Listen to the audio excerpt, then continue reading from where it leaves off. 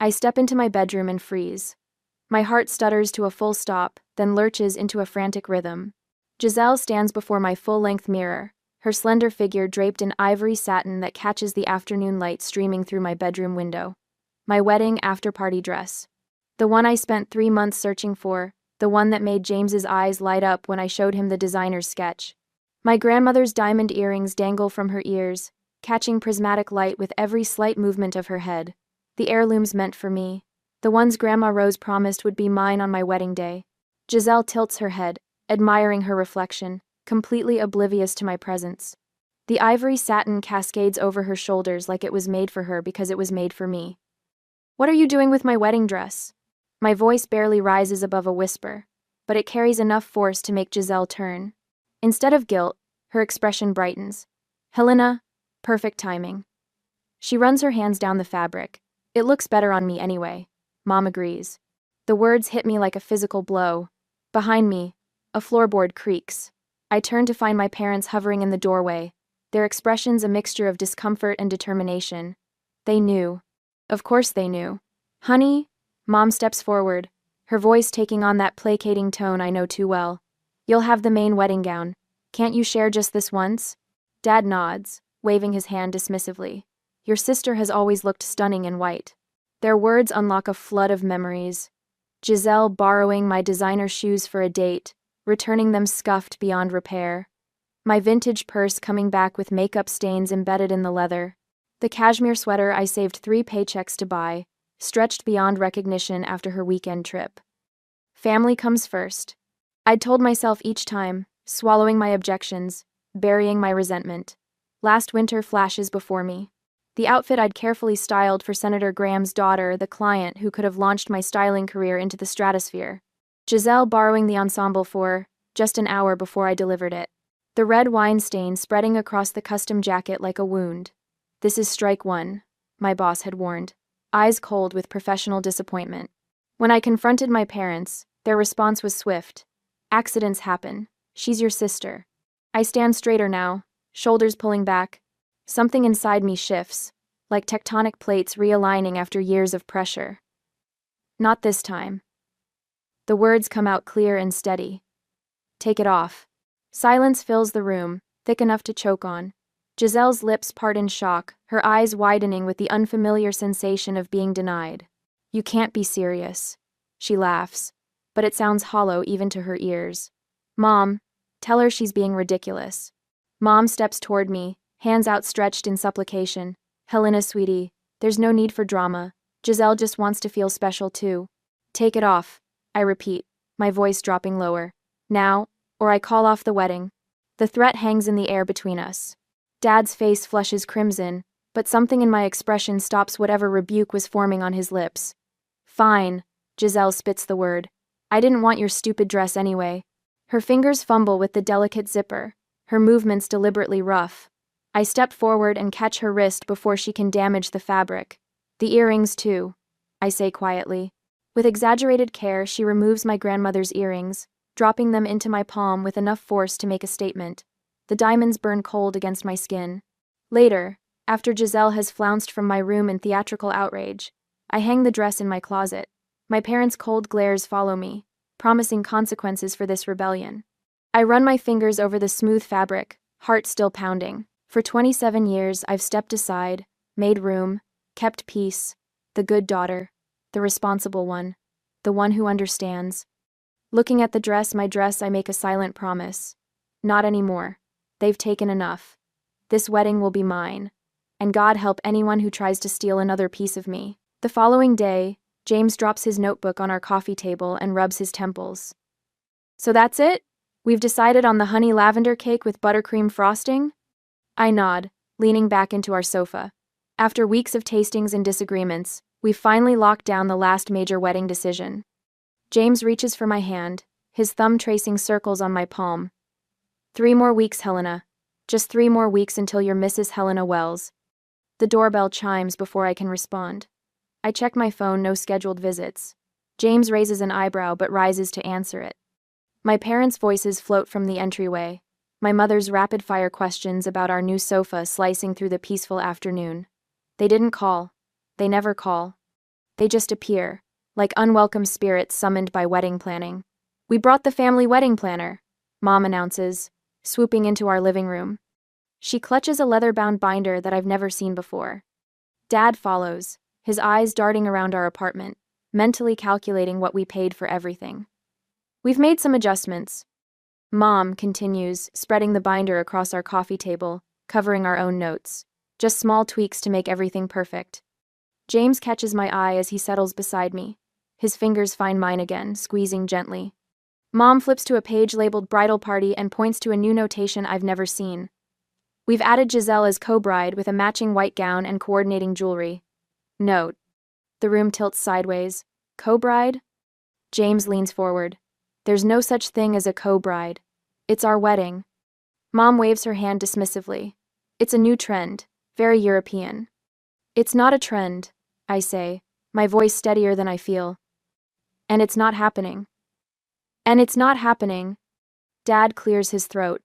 "Helena, be reasonable. Your sister has been looking forward to this." "Looking forward to what? My wedding?" The words scrape my throat. "To sharing this special day," Mom corrects, her smile tightening at the corners. After they leave with promises to discuss this further, I sit at our laptop and check my email. Something feels wrong. I type "wedding" in the search bar and watch as dozens of exchanges between my mother and our venue appear emails where I was not copied. "James?" I call, my voice barely audible. "You need to see this." He reads over my shoulder, his breath catching. "Special instructions to the venue coordinator about highlighting both sisters equally. Detailed arrangements for balanced photo opportunities. A request for 2 bridal suites."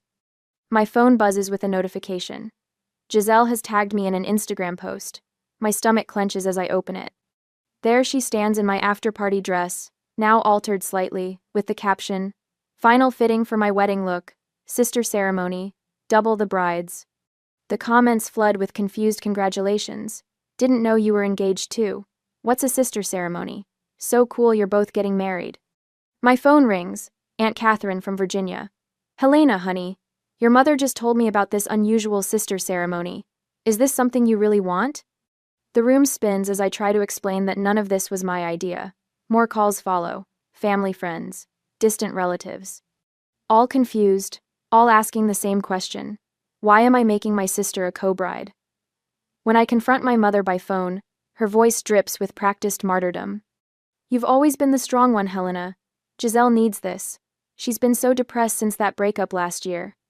My father's voice cuts in on the extension. "We're paying for half this wedding. We have a say in how it unfolds." More calls, more pressure. Uncle Robert suggesting I be the bigger person. Cousin Samantha wondering if I'm being a bit selfish. Each conversation feels like water rising around my neck. Only Aunt Martha tells me the truth when she visits the next day, her voice low as she glances toward the door. "They've been planning this since you announced your engagement. Your mother had Giselle's dress ordered the same week you ordered yours." I press my hands against our kitchen counter, feeling the cool granite anchor me.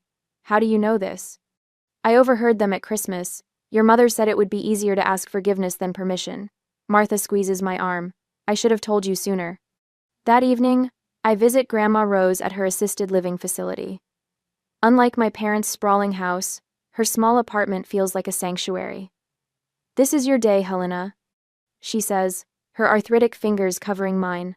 "No one else's, not your sister's, not your mother's." When I return home, James has spreadsheets open on our laptop. "We can pay for it ourselves," he says, without looking up. "I've run the numbers 3 ways. We can make it work." Sarah, my maid of honor, arrives with a bottle of wine and her legal pad. "I'm documenting everything," she announces, flipping to a detailed timeline of every boundary violation, in case things get ugly. My phone rings again, my boss this time. I almost let it go to voicemail, but something makes me answer. "Helena?" he says, his voice uncharacteristically gentle. "One of our clients mentioned your double wedding. Want to tell me what's happening?" I explain in halting sentences, expecting professional concern about how this might affect our business relationships. Instead, he surprises me. "Your sister cost us that Senator Graham campaign," he says flatly. "Don't let her cost you your wedding too." That night, my parents deliver their ultimatum via text. Include Giselle as co-bride, or lose their financial support. The message contains thinly veiled reminders about Grandma Rose's care and how family reputation affects my professional standing. I stand at our bedroom window, staring at the city lights below. James wraps his arms around me from behind. This isn't just about a dress anymore, I whisper. This is about my entire life. 2 days after finding the messages, my phone screen illuminates with another notification. Giselle's tearful face fills the local morning show segment. All I wanted was to share in my sister's special day. The host nods sympathetically. And she refused to let you wear the dress? She threatened to cancel the entire wedding. Giselle dabs at her eyes with a tissue. After everything our family has done for her. I slam my coffee mug down so hard liquid sloshes onto my kitchen counter. The morning show host doesn't mention how Giselle tried on my dress without permission, how she's borrowed and ruined my things for 27 years, or how this wedding is supposed to be about James and me, not her. Within hours, share with sister trends on local social media. My cousin Denise texts, "Is it really such a big deal? Family should come first." My phone rings. Aunt Carol, who hasn't called me in 3 years. "Helena, I raised you better than this. Your mother is heartbroken." I grip the phone tighter. Did Mom mention she tried to make Giselle a co-bride? Don't be dramatic. She just wants both her daughters to shine. The doorbell rings. A delivery man hands me a stack of letters from my parents' church congregation. The top envelope, already opened, contains a handwritten note. "Honor thy father and mother." I drop the pile into the recycling bin. Monday morning at the studio, I arrange outfits for Valerie Torres, an influencer with 2 million followers. My concentration fractures with each phone vibration. 12 texts from Mom, 7 from Dad, 23 from Giselle. "Is everything okay?" Valerie asks, studying my face as I adjust her collar. "You seem distracted." "Everything's fine." I lie, pinning the hem of her dress. "I saw that news segment with your sister." Valerie tilts her head. "Wedding drama, right? My followers are talking about it." My hands freeze mid-pin. My private life, my professional space, the boundaries blurring like watercolors in rain. It's complicated. I manage. After Valerie leaves, Diana, my boss, calls me into her office. The morning segment plays silently on her computer screen. "This needs to stay out of the studio," she says, gesturing toward the footage. "Clients come to us for perfection, not family soap operas. Keep it together or take a leave of absence." I nod, throat tight. It won't be an issue. Tuesday evening, I drive to Grandmother Rose's cottage in Pasadena. The familiar scent of cinnamon and old books wraps around me as I step inside. Her walls display family photos spanning decades, including one of my mother and her sister at a wedding, standing uncomfortably apart. "You look exhausted, my dear."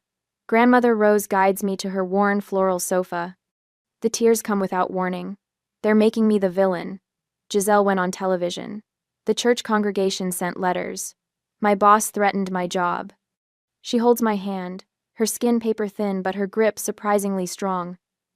"Your mother did the same to her sister." I look up, startled. "What?" "At Louise's wedding. Your mother wore white, insisted on standing next to the bride in photos, demanded matching flowers. When Louise objected, your grandpa sided with your mother." She sighs. "They haven't spoken in 30 years. I didn't know. I need to. Some patterns need to be broken, dear. Someone has to be brave enough." She squeezes my fingers. "And you've always been the strong one." Grandmother Rose stands slowly, her knees creaking. "I have something that might help you." She leads me to her bedroom where a cedar chest sits at the foot of her bed. The hinges protest as she lifts the lid. Inside, beneath a crocheted blanket, lies a stack of legal documents. "What are these?" I ask, taking the folder she hands me. "Look at the house deed first." I scan the document, my eyes catching on my own name next to hers. "I'm a co-owner of your house?" She nods. "Since your 25th birthday."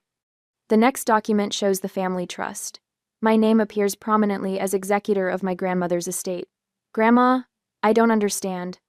"I've been watching this happen for years," she says simply. "Your parents have always allowed Giselle to take what's yours.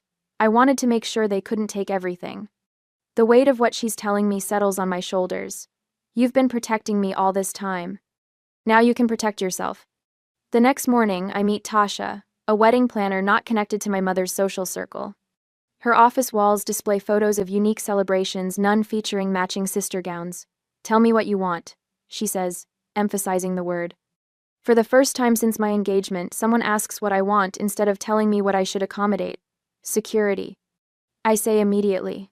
People who will enforce the guest list and keep certain family members from disrupting things. Tasha doesn't blink. "We can arrange that." That afternoon, James's college roommate Marcus, now an IT security consultant, helps me change every password connected to our wedding. Vendor accounts, venue booking, photography portal. "Your family won't be able to make unauthorized changes," he promises, typing rapidly. "I've added two-factor authentication to everything." I call the venue directly, speaking with the manager instead of the coordinator my mother befriended. "I'm the bride, the only bride." I clarify. "Any changes must come directly from me or my fiancé. No exceptions." "Understood, Miss Carter. We'll update our files immediately." The satisfaction of reclaiming my wedding spreads through me like warmth after winter. I transfer funds from my savings account to cover my parents' portion of the costs. The confirmation email arrives with a finality that feels like freedom. That night, I sleep in our apartment with my phone turned off. No texts demanding explanations. No calls filled with guilt. No social media notifications about family loyalty. James finds me on the balcony the next morning, watching the sunrise with a cup of coffee. "You look different," he says, joining me. I feel different. For the first time in weeks, my shoulders don't carry the familiar tension. The knot in my stomach has loosened. I've spent my life trying to keep peace by giving pieces of myself away. Now I'm gathering those pieces back, one boundary at a time. Some might call it selfish. I call it survival. Later that week, after I thoroughly checked every part of the plan, I met my family for dinner. "It's time to begin." "You were right," I tell my mother, watching her shoulders relax as she serves another helping of pot roast. "Family should come first." The dining room falls into stunned silence. Dad's fork pauses halfway to his mouth. Giselle, sitting across from me, narrows her eyes in suspicion before a slow smile spreads across her face. "I knew you'd come around," Mom says, patting my hand. The diamond on her wedding band catches the light, reminding me of Grandma Rose's earrings. "We all want your wedding to be perfect." "For everyone," Dad adds pointedly, reaching for his wine glass. I nod, swallowing the bitter taste in my mouth. "Actually, I was thinking Giselle might want to try on the after-party dress one more time, for proper measurements." Giselle nearly knocks over her water glass. "Really?" "Really," I confirm, pulling my phone from my purse. "Maybe we could take some photos for the memory book." Later, as Giselle twirls in my bedroom, I snap photo after photo. The ivory satin flows around her ankles as she poses dramatically beside my dressing table. Mom hovers nearby, her smile triumphant. The earrings dangle from Giselle's ears, catching prismatic light with each movement. "These photos will be treasured forever," Mom says, squeezing my arm. I smile, clicking one final shot. Yes, they will. While they chatter about shoe options, I step into the hallway, thumb moving swiftly over my phone screen. The carefully crafted email sends with a quiet whoosh. My chest loosens for the first time in weeks. The next morning, my social media post goes live at precisely 8 a.m., when Dad starts his workday, and Mom checks her accounts over coffee. "A bride deserves respect," reads the caption. Below it, a gallery unfolds. My designer shoes before Giselle borrowed them, then after scuffed beyond repair. My vintage purse, once pristine, now stained with makeup. My cashmere sweater, stretched beyond recognition. And finally, Giselle wearing my wedding after-party dress, and grandmother's earrings. The comments flood in immediately. My professional colleagues rally with supportive messages and a hashtag that starts trending by noon: "Bride not bullied." My phone begins vibrating non-stop. I silence it, sliding it into my desk drawer at work. My boss passes by, glancing at my computer screen where the post continues gathering momentum. "About time," she says simply, and walks away. By lunch, 3 wedding vendors have publicly confirmed they will only take instructions from the actual bride, Helena Carter. My mother has called 17 times. I send each call to voicemail. "What are you doing?" James asks when I arrive at the bank that afternoon. His voice holds no judgment, only curiosity. "Reclaiming what's mine," I answer, squeezing his hand before approaching the bank manager's desk. I spread the documentation across the polished surface: receipt copies, transfer records, email confirmations, evidence of every dollar I contributed to our wedding fund, which my parents conveniently control. These payments were made under false pretenses, I explained calmly. I'd like them refunded to this account instead. The manager reviews the paperwork, nodding slowly. Everything appears in order, Miss Carter. James watches in quiet amazement as the manager processes the transfers. 20 minutes later, we walk out with financial leverage eliminated. My parents can no longer threaten to withhold funds they no longer control. I record a brief message on my parents' answering machine. I've handled the payments. The wedding will proceed as James and I planned it. The dress disappearance is my final move. I know Giselle's schedule by heart. 27 years of accommodating her has its advantages. While she's at her hair appointment, I empty my closet of everything wedding related. My phone buzzes with Giselle's name 30 minutes later. Where is it? Her voice trembles with rage. Mom and Dad are furious. I imagine they are. I fold the ivory dress carefully into an acid-free box at my grandmother's house, miles away from prying hands. You can't do this. Giselle shrieks. That dress looked better on me anyway. Some things aren't meant to be shared. I place Grandma Rose's earrings in their velvet case beside the dress, especially when they were never yours to begin with. I end the call amid her protests, powering off my phone completely. Grandmother watches from her armchair, a small smile playing at the corners of her mouth. They'll be livid, she says, not sounding troubled by the prospect. Let them be. I close the lid on the box, running my fingers over the smooth surface. They've had control of my narrative for 27 years. The wedding is mine. Grandmother nods, reaching for my hand.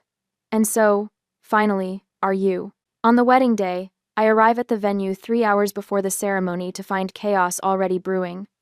Through the glass doors, I spot Mom gesturing dramatically to the venue coordinator while Dad waves what looks like our contract in the air. Giselle stands slightly behind them, draped in a white dress suspiciously similar to my wedding gown.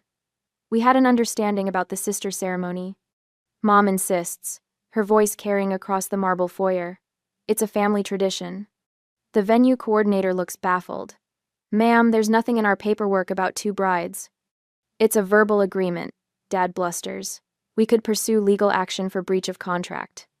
I grip James's hand tighter as we watch through the window. His college roommates, our impromptu security team, stand at strategic points around the entrance, looking both professional and immovable in their suits. Ready? James asks, squeezing my fingers. I nod. More than ever. When we enter, Mom's face pales. Giselle's mouth forms a perfect O of surprise. They didn't expect me for another hour, plenty of time to rearrange my wedding. Miss Carter, the coordinator rushes over, relief washing across her face. Perhaps you can clarify? There is no sister ceremony, I say, loud enough for the small crowd of workers to hear. My parents and sister are confused. I turn to Marcus, James's former linebacker friend now working security. Please ensure they stay in the designated family area until the ceremony. They're not authorized to make changes to any arrangements. Dad's face flushes crimson. You can't. I can, I interrupt, my voice steady. And I am. 2 hours later, I stand in the bridal suite with Grandma Rose adjusting my veil. My wedding gown, the main one, not the reception dress Giselle tried to claim, cascades around me in waves of delicate lace. You look magnificent, Grandma says, her fingers trembling slightly as she secures the veil with a vintage pearl pin. Strong. Sarah, my maid of honor, returns from scouting the ceremony space. Your parents got the message. They're sitting in the front row looking like they've swallowed lemons, she grins. And Giselle keeps trying to make her dress look more bridal by adding flowers from the centerpieces. I should feel nervous, but a strange calm has settled over me. Let's do this. The processional music swells as I take Grandma's arm. We plan this carefully, no father walking me down the aisle. Instead, the woman who showed me what real support means guides me toward my future. As we enter, I hear the celebrant's voice ring clear. Today we gather to witness the union of Helena and James only. She places deliberate emphasis on the final word, making several guests shift uncomfortably. Mom's smile looks brittle. Dad stares straight ahead. Giselle fidgets with her costume jewelry, a poor imitation of Grandma's diamonds currently nestled in my bridal suite safe. I lock eyes with James and never look away. His smile becomes my anchor as I glide past the family that tried to steal even this moment. The reception begins with delicious tension as I emerge from the bridal suite in my ivory satin after-party dress, the one from the ambush. Grandma's diamond earrings catch the chandelier light with every movement of my head. The symmetry feels perfect. You reclaimed it, Grandma whispers, adjusting one earring. Everything, I confirm. Giselle sits at the family table, her expression fluctuating between outrage and calculation. Mom's anger shows in her white-knuckled grip on her champagne glass. The photographer captures it all, immortalizing their displeasure alongside my joy. When it's time for toasts, I rise first.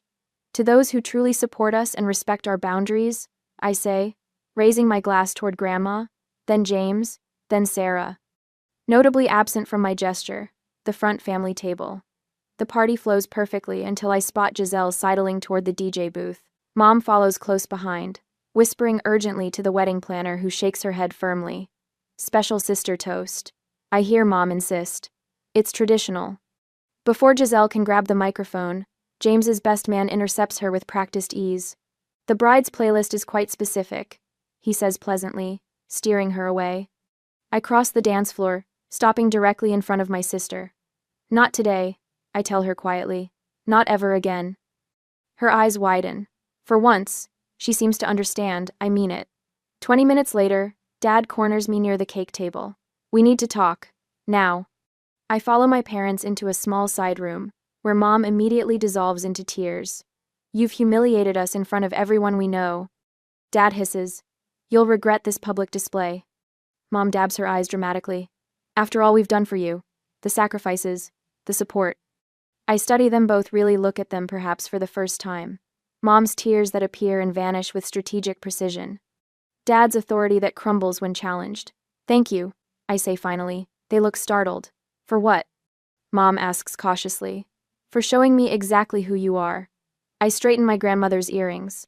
Now I know exactly who I need to be. And... Dad steps forward. If you walk out that door... You'll what? I ask. Take my car? My inheritance? My wedding dress? You've been taking pieces of me my entire life. There's nothing left for you to claim. I open the door, pausing in the threshold. Enjoy the cake. I picked chocolate because it was the only flavor Giselle hates. The reception continues without them. James finds me on the dance floor, pulling me close as we sway to our song. Over his shoulder, I watch my grandmother chatting happily with his parents, her diamonds catching the light with every laugh. Some jewelry isn't just decoration. Sometimes, it's armor. 6 months later, I stand in the bay window of our Connecticut living room, watching autumn leaves spiral across the lawn. 3 states and 800 miles now separate us from my family. The distance feels like oxygen. More coffee? James asks, patting across the hardwood floors in his weekend socks. Please. I accept the mug, inhaling the rich aroma. I was just thinking how quiet it is. No unexpected visits, no drama, no one borrowing my things. James settles beside me on the window seat. Your mother called again yesterday. I know. I curl my fingers around the warm ceramic. I'll call back next week. On my terms, with my boundaries in place. And if they push back? I shrug. Then the conversation ends. They're learning I mean what I say now. James kisses my temple. I'm proud of you. I can breathe here, I whisper, the simple truth of it still astonishing. Grandmother's silver Buick pulls into our driveway later that afternoon.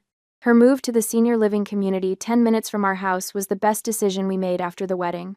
She settles at our kitchen table while I prepare tea. Her arthritis has worsened, but her eyes remain sharp as ever. I finalized everything with the attorney, she says, sliding a folder across the table. You're the executor now, and the primary beneficiary. The papers blur beneath my suddenly damp eyes.